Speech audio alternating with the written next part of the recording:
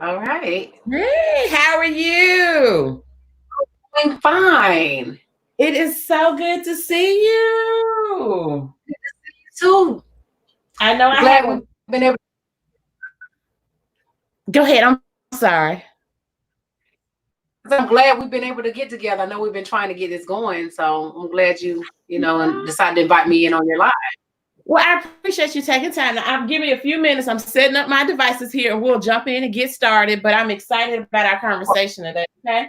So, if you want to take Absolutely. this, time, go ahead and share it, so we can share it on our personal pages and our business pages. So, hopefully we can get our audience built. Right. It's going to take a minute to I'm do that, trying to get on there. It's ma'am. currently not showing up live. It's not showing up on the Women's Council that you're live yet. Okay. Let's go ahead and While we see wait. when it.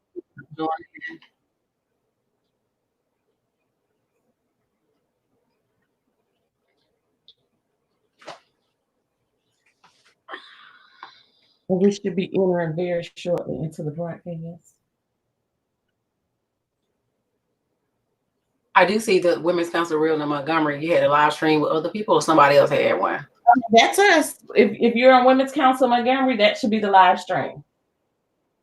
Now that was from the 12th. No, I see that one from the 12th. Let me refresh my screen to see if it'll show up. I'm Women's refreshing too. Council, And I will. What unless I I'm will might is be on the wrong one. I will tag you. Let's see if I get the stream up on my iPad here. Oh, okay. Yeah, because it's not. It's only thing I see is we're going live. Women's Council Montgomery.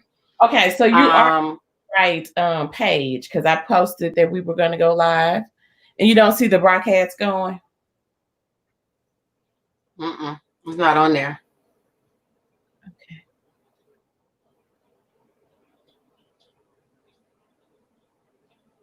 Nobody's on there. Nobody's on here yet. So, because they don't see you on here yet. Okay. Let me see, because this is not my internet. Because I'll share once we Here. Mm-hmm. How are you doing? doing fine. Been busy? Yeah, I actually have been very busy. I'm very thankful and grateful, but I bet Okay. the uncomfortable point in business is when you really get things done, and it's like, yeah, it's really I've arrived. So But I've that is been a awesome. lot of things, and it's that's where you have to really take care of yourself in Well, this I time. just tagged you. I'm sorry. I just tagged you because we are live, and it looks like we do have some news coming on. So you can share now to where you want to share the stream, and we'll go ahead and get started. Well, you didn't tag me. It's you. Let In me the see. comments. I'll let me put it on there. You get it?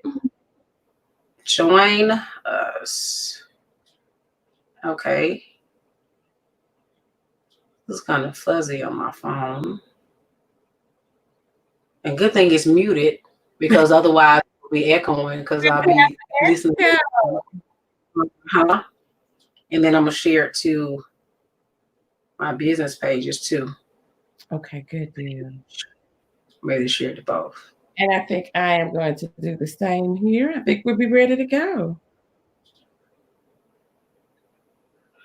It just looks fuzzy. Does it look fuzzy on your phone? You Oh, look a little fuzzy. I don't know if you could come closer to your camera, or if there's some lighting issues going on. does it look fuzzy on your back end? I know No, on my I phone. mean, on the now I see you pretty clear. I do hear my echo. Do you get your phone turned down? But what I'm saying is, on the live stream on there, I look very fuzzy. You look clear. I don't know what's going Well, on, but I'm here on my computer though. It could be my phone. I'm on my laptop. Do I look? I mean, what I look like on your end? You're It's fine now. I can see you clear. okay. Maybe it's the phone then. Maybe it's my phone. Who knows? Well, let's jump right in. It's about 12 o'clock, and we have the video sharing now, and we'll have some people that will be able to go back and view it. You look good. You do, and it's always awesome to see you. You are. I really appreciate it, because I thought I looked fuzzy when I looked on the phone, but thank you. You look good too. Well, thank you. And I'm always excited to spend time with you and in your conversation and hear the things and thoughts that you have. I mean, your energy is just always amazing. So I was really excited to be able to have this opportunity to have this sit down with you because I know that you wear many hats and you do them well. And I know one of them is life coaching. So with everything that we have going on today in society and the world, I know that you have an insight. So with how is life coaching now in a crisis? How do, as leaders, where do we step in and help our community? Well, I would like to say first, these things that are happening can be very stressful for people nowadays. With the COVID-19 disease, many people are panicking. They're fearful of what could happen with them, a source of anxiety, what's going on with the disease and how it's going to impact their family. It causes strong emotions and difficult feelings within children and adults. Everybody's panicking about what's going on within the community. People are concerned about their health, the stress over income, whether or not they're going to lose their jobs, feeling isolated and lonely. Definitely when you're used to being able to get out and about and not have to worry about the stresses of being closed in. So real life set in when you have to isolate yourself. The truth about who you are, where you're going, and what you've become becomes reality. Because from day to day, we're constantly on a hustle and bustle. We're busy. Our lives are busy where we can ignore the hurt, the pain. We can hide some of the things that are bothering us because we have a lot of things going on to counteract those feelings and emotions. So we have relationships being impacted, marriages being impacted, friendships, dealing with our children because the children have been home earlier than waiting for the summertime, for the summer break. So some people have been impacted financially where they're having to take care of children at home and find daycare early. So it's a lot going on with that and coping with stress. And it's very urgent at this point that we all try to find ways to cope with the stress in a healthy way. Because if not, everyone is impacted. Even as a coach and even as a mentor and as a realtor, we have to make sure we take care of ourselves. During this time, people are stressed out and worried about their health conditions. Like I told you, loss of jobs. It's a big change, even in sleeping and eating patterns, because with you being at home, we're overeating because we're bored. And then you're not getting enough exercise. So you're not using the muscles that you would normally use. We're sitting around not using the muscles that we would normally use. And, it can be difficult sleeping, difficulty concentrating. I've talked with some people, they're saying they're staying up overnight because they're out of boredom and then staying in too late, sleeping late. So your sleep patterns are thrown completely off. Mental health conditions have worsened. So if you already had some sort of chemical imbalance in your brain during that time of isolation, it really wears on people. The truth set in, and so our mindset, how do we shift? How do we cope? How do we continue to grow? Well, one important thing is taking care of yourself. Taking care of your mental health. If you have a mental health condition, you want to definitely get counseling, seek advice from professionals. You need to take your medication if you have been prescribed, exercise, eating habits, whatever is necessary to get you back on track. Each person has their own load to carry. And what we do with that load is going to have an impact on our life. It's not a one size fits all scenario. So not someone going to say what works for me will work for you. If I'm an extrovert and you're an introvert, what is different tactics for different individuals. So some people who are closed in, who are introverts, might enjoy that time being alone and not having to deal with the world because they're not interested in it in the first place. But an extrovert person really needs that interaction with human beings and the creation and being out and about and talking to people. And that's how we thrive. We get the energy of being around people and socializing and the hustle and bustle. That's what gets us going. It builds our society. I think I'm an introvert because in my business world, that introvert activity, that's like you said, what I thrive on. But then, there are times where I can be isolated and functional and be happy too. But we all have different coping skills and we have to know what works and what we can do. So with everything, like we said, I know that you have been, I think that I'm fair to say, like, you like to mentor young people into credit and into best choices and lifestyles and life choices.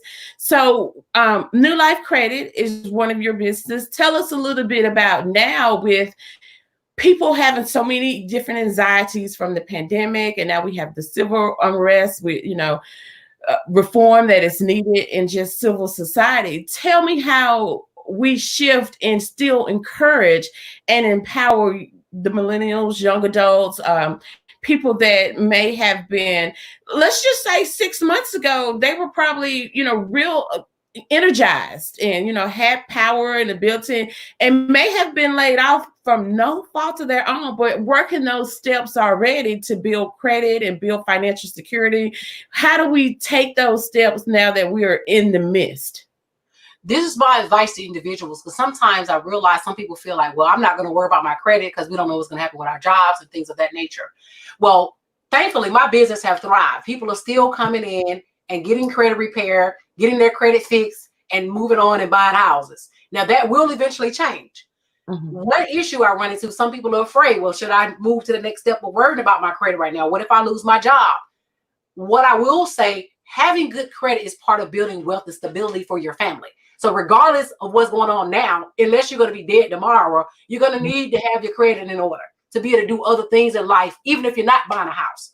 It's just essential, because having good credit will help you be able to get through these difficult times and be able to get access to other things that you would normally not be able to get access to because of your good credit and your good standing. So it's urgent at this very moment for individuals who have credit challenges, if they have a job and have the income to do so, to get that cleaned up so they can be able to get other things in life. Whether you're trying to buy a house, whether you're trying to get reliable transportation, build other lines of credit, those things are essential for everyday living anyway.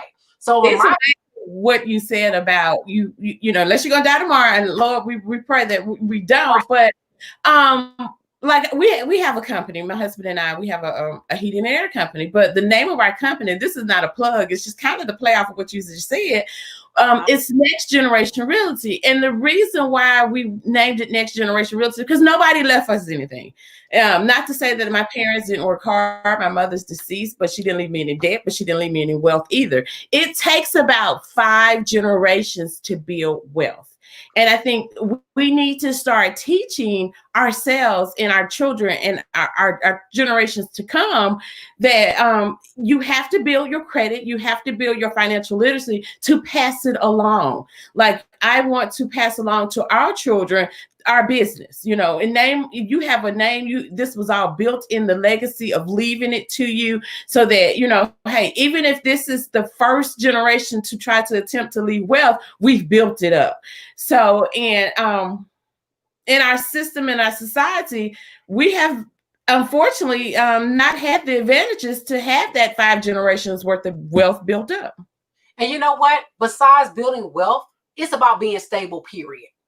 Because a person may not never get to the point where they can actually leave generational wealth behind. That's why a lot of people have life insurance, because you definitely know that you can leave some money behind with life insurance.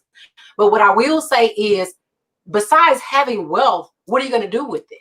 Having a plan for whatever you're going to get, to have residuals, to be able to make an income and stability for family life, to be able to be comfortable, not necessarily rich, but being in a stability situation to be able to be comfortable. Have your bills paid without stressing every time you turn around. You don't have any type of savings. So in the epidemic like we have now, where if people who have to rely on the government, then it can be very stressful. It can be detrimental to your mental health, your physical health, because now you're not only, you already broke and worried, now you're worried.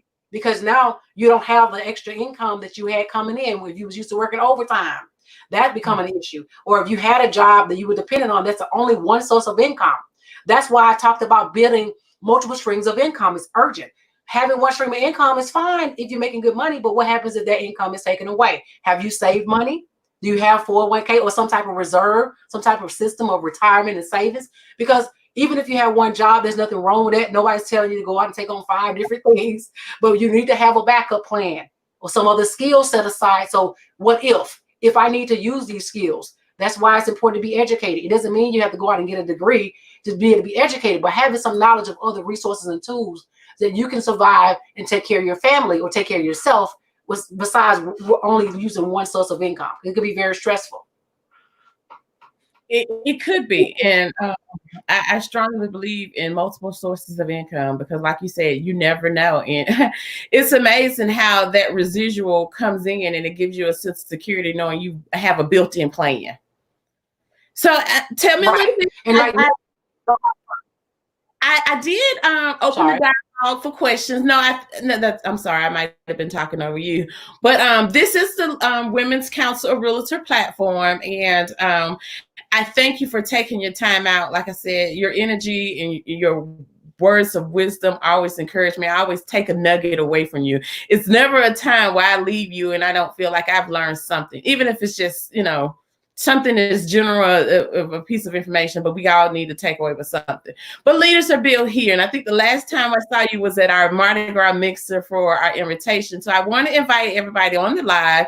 If you're interested in joining a network that supports and builds and connects with the community and builds leaders, please go on our webpage, the WCR.org, and find your local network and join. You mentioned that business is doing good. Tell us a little bit about, I know you are a real estate professional that is licensed in Alabama and Georgia. So tell us a little bit about your experience and what you have going on right now. Well, what I will say, the market is very hot and it can be very stressful because everybody's up for grabs. This is a seller's market. It's not something to play around with. You're either going to get the house or you're not. And I notice now, if you're trying to buy a home, you got to be in a situation that you're going to request little as possible, because these sellers are not really giving up a whole lot. And oftentimes what I realize, you have to really sometimes go the highest and best. Everyone is looking for the highest and best, meaning that the normal traditional way, sometimes you think you're just going to get all the closing costs paid and that's going to be just good enough and the seller's going to go with that. That may not necessarily be the case. So sometimes I'm having to increase the price of the house, the listing, just to cover the closing costs. So the seller will be a better offer because they want the highest and best. So I tell our realtors, don't assume that the sellers are going to pay closing costs. Right. You might have to do the best offer by increasing the price, long as it appraised for that. Okay, so you need to do a market analysis don't assume that the house is going to have that much more equity.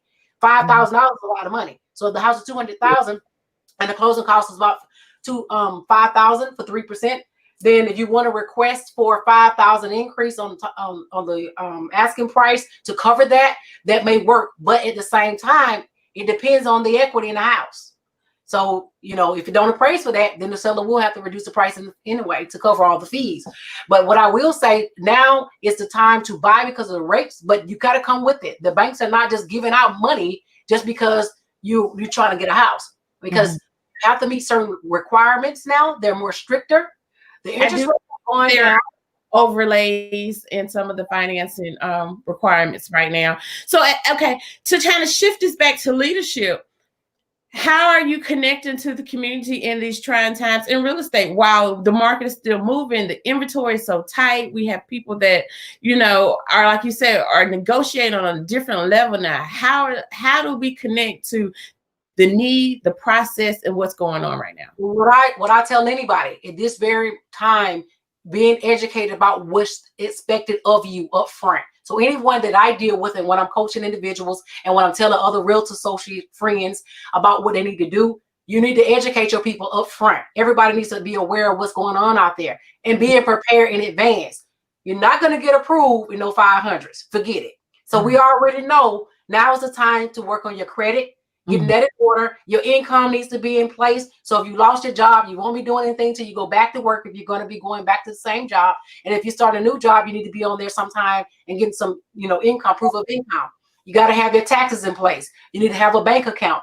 All these things you already know you got to have. So if you want to truly be able to do something in this marketable time, you need to be prepared. So I tell all my realtor friends and anyone else that's doing business, if you're looking to buy or you have other people who are looking to buy, they need to be in a situation where they are already prepared by making sure the credit is in order, making sure they have reasonable income. Okay. All these things need to be discussed up front before you even send it to a loan officer, wasting time. Because just throwing them to the wolves, you can ask basic questions up front about their credit. You don't have to be a credit specialist to kind of get an idea if this person is really credit worthy. Now, Credit Karma, the scores on there are not accurate for mortgage. So if you're at a 580, they'll push you closer to not 580. If you're at a 680, that puts you closer to 640, but you might be barely making it. So you need to be over 680 on Credit Karma to be right at the 640, which most lenders are looking for you to be at 640. There are some programs that'll do you at 620. Okay, 100% financing, BB&T, and a few other companies. There are also some other programs that are doing 600, but very few. There's other options for people who are currently in bankruptcy. If you've been in bankruptcy for at least a year, and you have a good standing with the bankruptcy court, and you have reasonable scores, which most people in bankruptcy don't have good credit scores, because you have to build credit while you're in there. A lot of people don't think they can do that.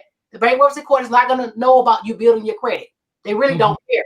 So I know some people are told not to go apply for credit, but you won't be able to build credit unless you have credit. So in order for you to qualify for something, you actually need to be in a situation where you're building your credit. You're establishing credit while you're in bankruptcy so that you can buy a house. And some lenders will lend you if your scores are there, but you will need to have your own down payment. There are not a lot of down payment programs right now with the epidemic. That's what I do know. So I'm telling everybody in the community, don't expect to be trying to buy a house with nothing in your bank account.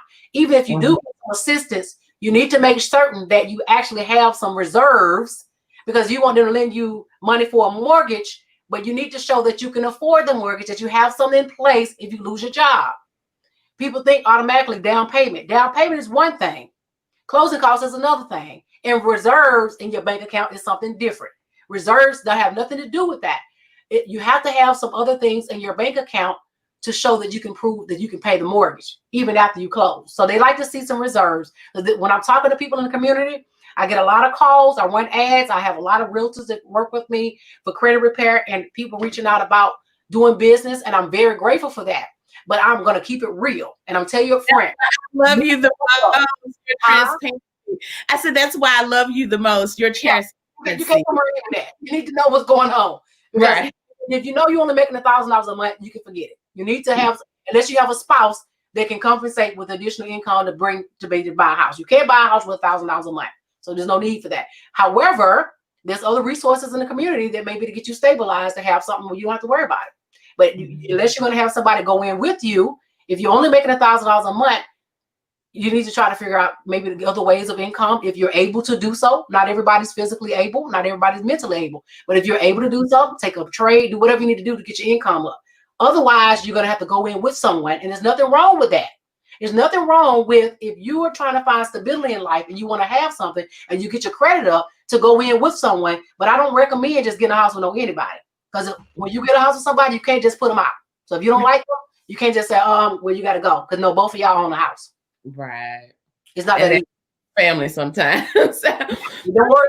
Thanks for joining us. I was responded to the comment, and I know we kind of shared it to both our I appreciate your transparency and just being realistic with, connecting to the community. Like, you have to have some things in place. You have to have people willing as leaders in the field to communicate transparently the facts. This is the work that needs to be put in, and it's an attainable goal with putting the right steps, having the right support, and having the people, just to guide you in the right way. So I thank you for taking your time out and explaining very clearly, what to expect, because I think that's the most important thing. We have to connect in transparency to truth. Like, I'm not going to set any unrealistic expectations, and but we can fix some problems. We can build some income. There are so many things we can do to assist people in our community to transition them from renters to homeowners.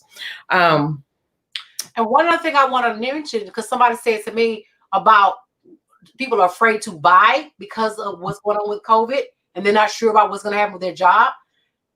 Buying a home is better than renting anytime. Because one thing about having a mortgage, if you're losing your house now, that means you are already behind. COVID just happened months ago. So it ain't like, unless you were already in pre-foreclosure beforehand, or you had some financial problem before COVID, don't blame it on COVID. Because when you have a mortgage, they're not trying to get their house back right away. So if you get 1 month behind, you're not going to get put on the street like if you would an apartment or renting from somebody. They filed the eviction. You have that on your credit. You got to be out. When you have a mortgage, they're more willing to work with you to get you stabilized, and they give you time. It's not a situation they're going to just throw your stuff outside on the ground. So having a mortgage is actually better during this time than actually renting. Because if anything happens with your income, you have a little bit more cushion to get the money up to pay your mortgage for that month. So even if you have to take on another job to compensate, to get some income in or work out some other, borrow some other, whatever, you're able to do that because you have more time. Because most of the time when you're renting, you only have the third or the fifth. With the mortgage, you have the whole. Landlords, they have to pay their mortgage. They have, different insurance and responsibilities. So, their thought process is their protection of their property. And when you're a homeowner, you're building equity, you're building stability. All those things matter. So you're definitely. Yeah. Well, I don't think we have any more questions, but I appreciate you once again taking the time out, sharing with us what we need to do to focus on our credit, focus on building our community up through home ownership, leading us through everything that's going on, and just giving us the opportunity to hear someone else say it. So thank you again. Opportunity. It was my pleasure. It really was. And again, I want to encourage leaders to connect with the community. Like you said, there is so much stability in purchasing home. There's a lot going on in the world, but there are so many tools and so many resources still available. And we want to be able to make sure that we have happy, healthy families connected to our community and connected to homes in our community. I mean, I think it's essential. So, yep. I'll check in one more time. And do you have anything final you want to add as we get ready to log off? I know you've been busy. I know this was, we scheduled this in, and I don't want to take up too much more of your time. I'm very thankful for the opportunity. I'm looking forward for many more. And that's pretty much it. I feel like, at this point, we set enough for people who need to know where they are now, for people who might have been considering buying or might have concern about credit.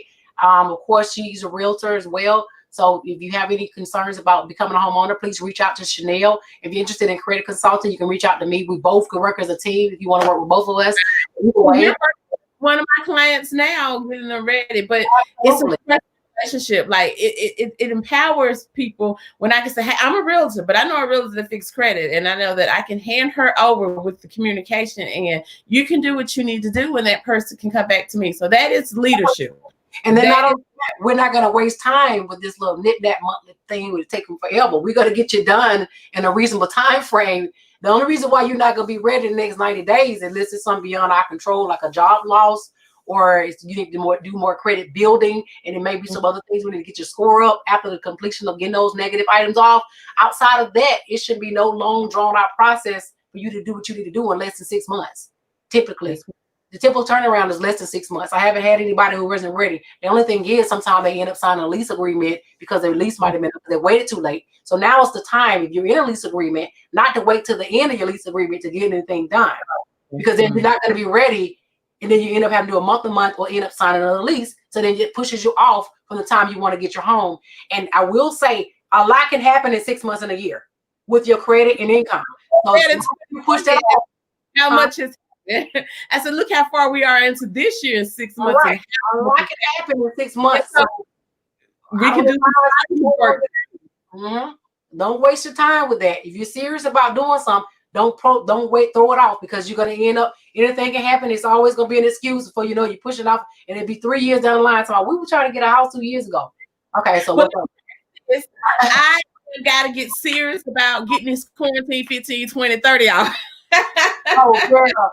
So we're going to have to schedule some time to go exercise, because I know I started out really strong. Like when we went into shelter in place, me and my family, we were up early. We were walking twice a day. And then at some point, I was like, hold on, I need to relax, relate, and release. And I just eat a piece of pie. But that turned into chips. I will tell you, working out helps you get your breathing, your valves, everything flowing, your blood flowing, your heart rate up. And when I tell you, it makes it overall best for mental health, physical health, even if you ain't losing weight. But of course, I need to lose weight too, because I don't pick those pounds. And all of those. I need some accountability partners. So we need to pick a day out of your busy schedule, connect, walk, and make sure that we stay connected and building each other up. We can. We live out in the same area. Shouldn't be no problem. We most definitely have to. I mean, like I said, I need accountability partners because my engine is quick. I know what I need to do, and it's just like it's so much. Like you said, I'm one of those people where I've had to adjust. Like I have a 7-year-old. I'm trying to do. I have two businesses that we're trying to maintain. Thankful that we're still prosperous during this season, but at the same time, sometimes we lose ourselves in the midst of it all. So I am going to regain my focus and lose these quarantine 15. I definitely need to, because I'll tell you, you don't really realize when you're doing a lot of sitting and your normal routine is thrown off, how you are not burning any calories. So calories will pack on, and then you're eating unhealthy anyway because you're bored. Most of us are not just eating fruits and vegetables.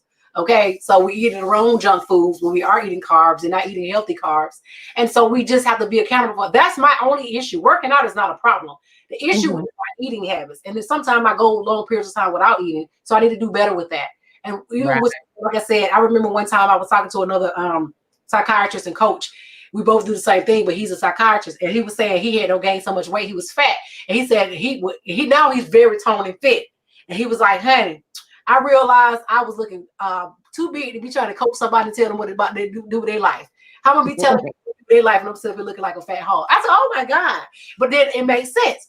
Like when you are presenting yourself to the public and you're trying to do something, improve somebody, they looking at your image. People are very I am guilty. Like we all have our social media platforms, and I would go on Instagram and be like, okay, I'm obviously not look like a realtor. I need to lose. So this time last year, I had lost over 35, 40 pounds. We went into immediate shift of a virtual platform. I was like, oh, this works for me. They're going to only see bottom down.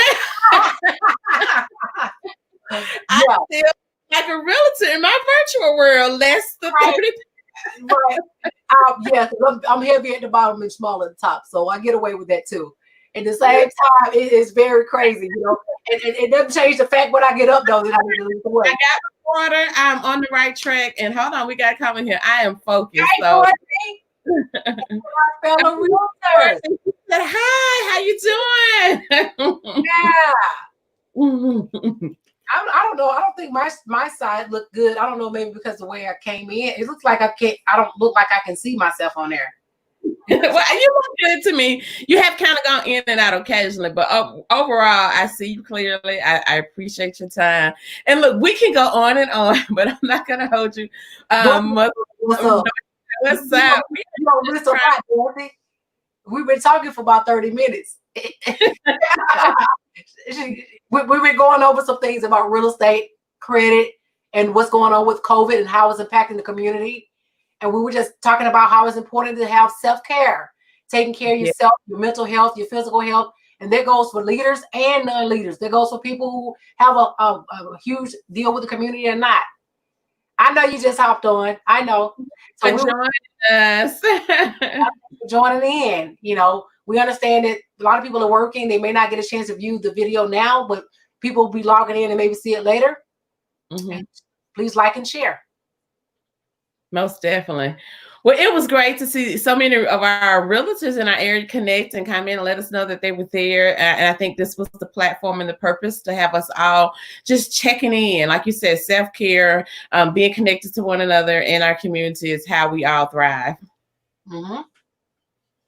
Well, Tesha, I am going to let you go. Please check in with me soon, and we must do this again. And if there is anything I can do to assist you, please let me know. Thank you. You're welcome. You have a good day, and we'll talk soon, okay? You too. Bye-bye. Bye.